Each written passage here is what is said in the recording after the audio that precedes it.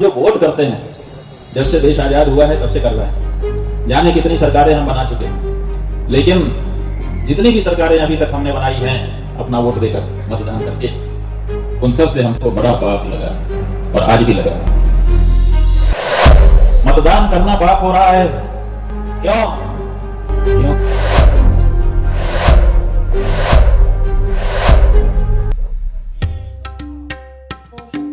पूज्य शंकराचार्य अवि मुक्तेश्वरानंद सरस्वती अपनी मुखर बातों के लिए हमेशा चर्चा में रहते हैं। इस बार फिर उन्होंने ऐसी बात कह दी जो शायद सुनने वालों को चुभे। उन्होंने कहा कि अब तक मतदान करके हमने जितनी भी सरकारें बनाई हैं उनसे हमें बड़ा पाप लगा है। देश में मतदान करना पाप हो गया है। क्यों? दरअसल पूज्य शंकराचार्य छत्तीसगढ़ के भिलाई में धर्मेंद्र यादव के यहाँ आए हुए थे। उन्होंने यहाँ पर एक धर्म सभा को भी संबोधित किया। वहां पर उन्होंने ये सारी बातें कही। आखिर क्यों कहा पूज्य शंकराचार्य जी ने ऐसा? आइए सुनते हैं पूरी बात। भगवान की ज्योतिष पीठाधीश्वर भगवान की, चंद्रमौलीश्वर भगवान की, राजराजेश्वरी माता की, बद्री विशाल भगवान की। ये बात कह करके हम जो बात इस समय हमारे सामने है उसकी तरफ आपको लेकर चलना चाहेंगे, और वो ये है कि हमारा ये काम जो धर्म होना चाहिए था वो अधर्म हो रहा, हमको पाप में डाल रहा, और पाप में कोई छोटे मोटे पाप में नहीं, बहुत बड़े पाप में डाल रहा। उसकी तरफ आपका ध्यान आकर्षित करना चाहेंगे, और वो क्या है? वो है हमारा मतदान। हम जो वोट करते हैं, जब से देश आजाद हुआ है तब से कर रहे हैं। जाने कितनी सरकारें हम बना चुके हैं, लेकिन जितनी भी सरकारें अभी तक हमने बनाई हैं अपना वोट देकर, मतदान करके, उन सब से हमको बड़ा पाप लगा और आज भी लगा। मतदान करना पाप हो रहा है। क्यों? क्योंकि मतदान करके हम जो सरकार बनाते हैं वही सरकार गौ हत्या को प्रोत्साहन दे रही है, और गौ हत्या निरंतर देश में होती चली जा रही है, और उसका पाप किसके ऊपर लगेगा? जो हत्या कर रहा है उसके ऊपर, सरकार के ऊपर। सरकार कोई मूर्त वस्तु है नहीं, वो तो हमारे वोट से बनती है। इसलिए वो जो पाप है गौ हत्या का महापाप, वो हमारे और आपके सिर भी लग रहा है। क्यों? क्योंकि हमारे द्वारा चुनी गई जो सरकार है वो गौ हत्या को प्रोत्साहन दे रही है। तो कभी कभी हमारा जो किया है वही धर्म हो जाता है, और कभी कभी हमारा किया ही अधर्म हो जाता है। मतदान के बारे में हमने इस बात का विचार अभी तक नहीं किया, इसीलिए हमारे द्वारा मतदान का बहुत बड़ा अधर्म हो रहा है। अब करना क्या है? करना यह है कि आगामी जो चुनाव है उस चुनाव में हमें वोट देना है। अपने मताधिकार का प्रयोग नहीं करना, ऐसा हम नहीं कर रहे हैं, लेकिन ऐसी पार्टी को देना है जो पार्टी चुनाव के पहले ही शपथ पूर्वक घोषणा कर दे कि अगर हम सत्ता में आएंगे तो पहला काम गौ हत्या बंदी का करेंगे और गौ माता को राष्ट्रमाता के पद पर प्रतिष्ठित करेंगे। अगर ऐसी घोषणा करने वाली कोई पार्टी है तो उसको वोट देने में आपको पुण्य होगा, क्योंकि वो गौ हत्या बंद करेगी। और अगर ऐसी पार्टी है जो ये कहने में हिचक रही है, संकोच कर रही है, नहीं बोल पा रही है, इसका मतलब है कि उसके मन में दबे छुपे कहीं ये बात है कि हम सरकार बनाएंगे तो फिर काम करते रहेंगे, गौ हत्या होती रहेगी। ये गौ हत्या ठीक है, गाय मार करके उसके मांस को विदेशों में बेच करके कुछ पैसा हमारे सरकार के खजाने में आ जा रहा है, लेकिन इतना भी नहीं आ रहा है कि उसके बिना हमारा काम नहीं चलेगा। इसलिए अगर गौ हत्या को रोक दिया जाए, गौ मांस का विक्रय बंद कर दिया जाए, तो कोई समस्या हो जाएगी, ऐसी बात नहीं। और दूसरे, हम लोगों ने ये कहा है कि ये जो मांग है, ये मांग हम गाय के लिए कर रहे हैं, गाय जैसे पशु के लिए नहीं कर रहे हैं। वो क्या बात है? वो बात ये है कि कुछ गाय है और कुछ गाय जैसी है, गवय जिसको कहते हैं, वो सदृशो गवयः।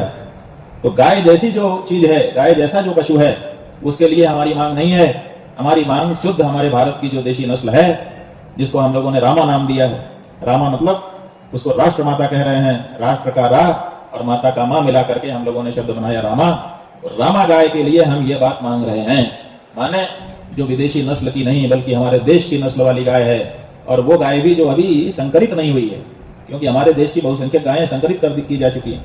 तो जो संकरित हो गई है उसके लिए हम ये मांग नहीं कर रहे हैं। हम तो अब जो शुद्ध बची हुई है बस उसको बचा के रख लेना चाहते हैं और उसका लाभ लोगों को देना चाहते हैं। और ये जरूरी भी है। आज नहीं तो सबको कल करना पड़ेगा। क्यों करना पड़ेगा? क्योंकि ये वैज्ञानिकों ने शोध करके निश्चित कर दिया है, घोषित कर दिया है कि जो विदेशी नस्ल की गाय है और जो संकरीकरण करके बनाई गई गाय है वो दूध तो ज्यादा दे रही है, लेकिन उसके दूध से कैंसर जैसी बीमारियां बढ़ रही हैं। हमारे देश में आज की तारीख में हर तीसरे घर में ये कैंसर हो चुका और तेजी से बढ़ता चला जा रहा है। ये क्यों? उनकी भाषा है वैज्ञानिकों की, A1 दूध के कारण है। जो A1 दूध है उससे कैंसर उत्पन्न हो रहा है और वो सब विदेशी नस्ल की और संकरीकृत गायों के नस्ल का दूध है। इसीलिए जो हमारे देश की शुद्ध देशी नस्ल वाली गाय है उसका जो मिल्क है उसको A2 नाम दिया गया है। A2 मिल्क जो है वो कैंसर को भगाता है, कैंसर को लाता नहीं है। A1 मिल्क कैंसर ला रहा है। इसलिए आज नहीं कल बंद तो करना ही पड़ेगा। लेकिन हम लोग चाहते हैं कि ये जो चुनाव आ रहा है इसी चुनाव में ये मांग हिंदुओं की तरफ से जोर पकड़े तो ये बंद हो जाए। लोग कह रहे हैं कि इसी समय इतनी दृढ़ता से आप क्यों लेकर के आ रहे हैं? तो हमने उनको बताया कि देखिए पूरे देश में एक वातावरण बना। लोग कह रहे हैं कि भगवान राम आ गए। पहले महीनों गाना बजाया गया, राम आएंगे आएंगे, और फिर अमुक तारीख को राम आ गया। कितना अच्छा लगा। सब लोगों ने दिवाली मनाई? नहीं मनाई? मनाई और मना रहे हैं, खुशी मना रहे हैं। अभी भी ट्रेन की ट्रेन भर भर के वहां लोग जा रहे हैं, दर्शन कर रहे हैं, बहुत अच्छा है। लेकिन बंधुओं सोचो, जब तक राम नहीं आए थे तब तक गौ हत्या हो गई, चलेगा। लेकिन क्या राम के आ जाने पर भी गौ हत्या होती रहेगी? कम से कम राम के आ जाने के बाद तो अब ये काम हो जाना चाहिए, ताकि कहने को रहे कि राम का आना व्यर्थ नहीं है। राम आए तो गौ हत्या बंद हो गई। इसलिए हमने ये तय किया है कि कल 10 मार्च को, पहले से ही घोषित था, 10 मार्च को 10 बजे 10 मिनट के लिए हम लोग अपने घरों से सड़क पर निकलेंगे। जिसके सामने जो सड़क होगी, जरूरी नहीं है कि अमुक जगह जाएं, अपने घर के सामने अगर गली है तो गली में निकल जाएं 10 मिनट के लिए, और वहीं खड़े होकर के गौ माता का नाम लेकर के अपनी भावना प्रकट करें। गौ माता की जय, गौ माता राष्ट्र माता, जो भी आपके मन में बात आए। और 10 मिनट के बाद फिर घर में घुस जाइए। ज्यादा अपने को देश की प्रगति में बाधा नहीं बनना है, लेकिन संदेश भी देना है। तो 10 मिनट इतना समय है कि किसी को कोई हानि नहीं होगी और संदेश भी निकल करके आ जाएगा। तो कल सवेरे हम यहीं आपकी भिलाई में रहेंगे। संयोग से हम चाहते थे कि कहाँ रहें, फिर लोगों ने कहा भिलाई में कार्यक्रम बन रहा है और भिलाई मिनी भारत है। तो हमको बड़ा अच्छा लगा कि पूरे भारत में समझो, भिलाई में है माने भारत में। तो कल यहाँ पर अपने लोग अपने घर के सामने निकलेंगे।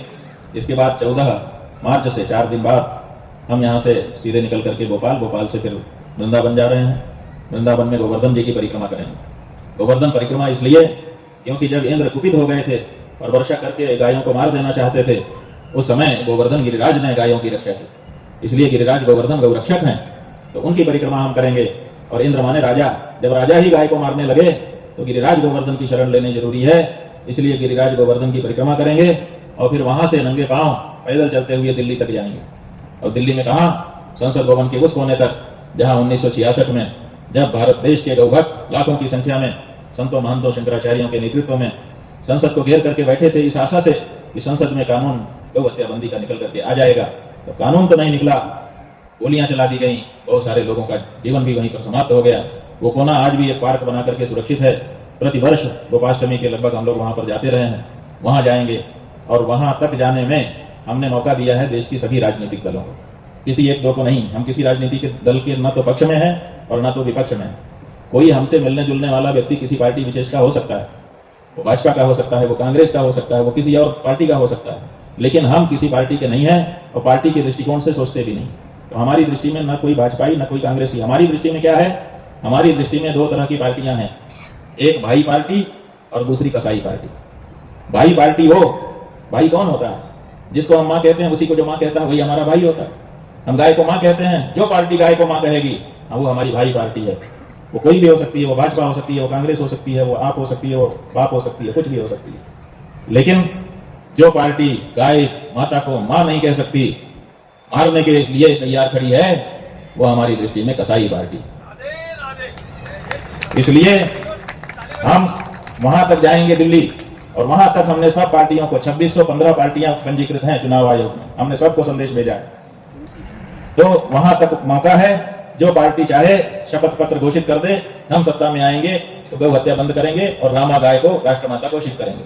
तो हम उसको भाई पार्टी में सूचीबद्ध कर लेंगे, और जो ऐसा नहीं कर पाएंगी उसको कसाई पार्टी के रूप में सूचीकृत करके हम हर हिंदू के घर में यह संदेश पहुंचाएंगे कि भाई पार्टियों को आप वोट दीजिए, कसाई पार्टी को वोट मत दीजिए। हम राजनीति में हस्तक्षेप नहीं करना चाहते बंधुओं, लेकिन जब राजनीति हमारे धर्म में हस्तक्षेप करने लगे, जिस गाय माता के लिए हमारे राम हमारे कृष्ण आते हों, जो उनके पीछे पीछे नंगे पैर चलते हों, जो उनकी सेवा करके अपने जीवन को धन्य मानते हों, जिस घर में हम पैदा हुए उस घर में देवता गुरु को पीछे रख करके सबसे पहली रोटी गाय की निकाली जाती हो, उस हिंदू के घर में जन्म लेने के बाद अगर हम गौ हत्यारी पार्टियों का प्रेशर देते रहेंगे और 75 साल के बाद भी अपने आप को सुधारना नहीं चाहेंगे, तो यमराज हमको माफ करने वाला नहीं है। इस बात को जान लीजिए। इसीलिए हमने कहा धर्म ये वह तो हंति धर्मो रक्षति रक्षिता। अगर हम धर्म की हत्या करेंगे तो हमारे द्वारा मारा गया धर्म हमको मार देगा जब उसका मौका आएगा यमराज जी के सामने। और अगर हमने धर्म की रक्षा कर ली, धर्मो रक्षति रक्षिता, जिस धर्म की हम रक्षा करेंगे वही धर्म मौका पड़ने पे हमारी रक्षा करेगा। इसलिए क्योंकि राजनीतिक दल हमारे धार्मिक मामले में हस्तक्षेप कर रहे हैं, वो हमारी वेद लक्षणा गौ को, जो हमारे लिए सबसे ज्यादा पूजनीय मानी जाती है, जिसके नाम की पहली रोटी हमारे घर में निकलती है, उस गाय को काट रहे हैं, लगातार काट रहे हैं। बार बार आश्वासन देने के बाद भी कानून लेकर के नहीं आ रहे हैं। उनके लिए अब हमको कुछ न कुछ तो खड़ा होना पड़ेगा। तो इसलिए ये अनुरोध आप सबसे करना हमने समझा कि ये गाय माता अगर बच गई। एक बात ये भी देख लो, जब हम पुराण निकाल करके पढ़ना शुरू करते हैं, कथा शुरू करते हैं, तो वहां आता है कि महात्मा जी ने शाप दिया, जैसे ही दिया वैसे ही सफल हो गया। कहा कि ये हो जाओ, तो जैसे ही कहा वैसे हो गया। पतिव्रता पत्नी घर में बैठी थी, वो तो महात्मा नहीं थी, वो तो पत्नी थी, लेकिन पतिव्रता थी, उसने शाप दिया, हो गया। यहां तक कि ब्रह्मा विष्णु महेश दत्तात्रेय जो बनकर के बैठे हैं, ये तीनों गए थे अनसुईया जी का सतीत्व भंग करने के लिए, और उन्होंने बस एक शाप दिया, बालक बन करके बैठ गए। ये शाप में शक्ति थी, वरदान में हमारे शक्ति थी। हमारे साधु महात्मा, हमारी माताएं, हमारे भाई, इनके पास इतनी बड़ी शक्ति होती थी, आज वो शक्ति क्यों नहीं दिखाई देती? आज शाप दे करके और वरदान दे करके हम क्यों नहीं परिणाम दिखा पाते हैं? क्यों?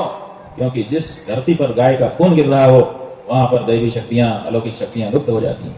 हमारे भारत की जो सबसे बड़ी शक्ति थी, अध्यात्म शक्ति, आज वो इसी कारण से लुप्त हो रही है। अगर भारत में अध्यात्म शक्ति को फिर से जागृत करना है, तो हमको गौ हत्या किसी हालत में बंद करनी पड़ेगी, और बंद करने का दूसरा कोई तरीका नहीं है।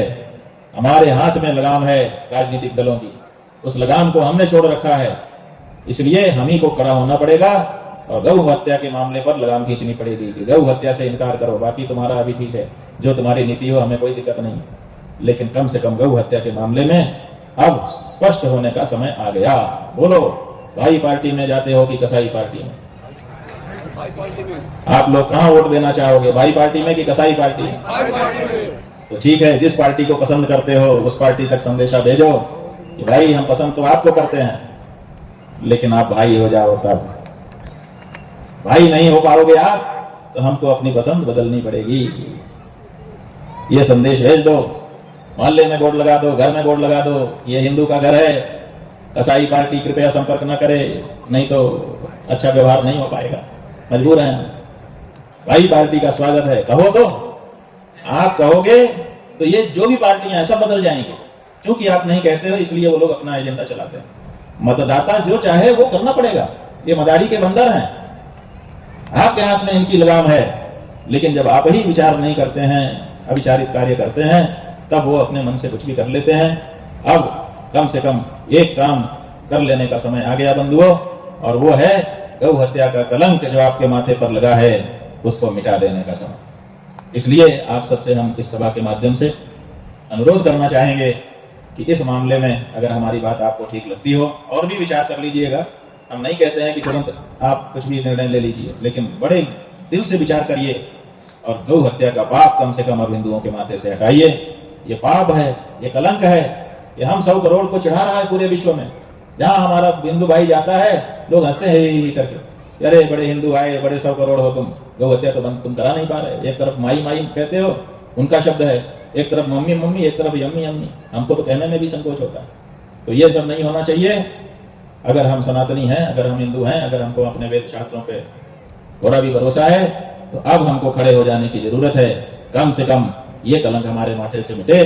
और हम आपको भरोसा दिलाना चाहेंगे आपके शंकराचार्य के रूप में कि अगर आपने गौ हत्या का ये पाप हटा दिया, तो आप देखिएगा कि आपका जो सोया हुआ पराक्रम है वो फिर से जाग जाएगा। और जो हमने नारा लगाया ब्रह्मचारी जी के माध्यम से कि भारत अखंड हो, हिंदू प्रचंड हो, तो हिंदू प्रचंड होगा। आज के जैसा निलकुंज नहीं। तो हिंदू अगर चाहता है कि उसका सोया हुआ पराक्रम फिर से जागे, तो अपनी गौ माता का दूध पीना शुरू करे।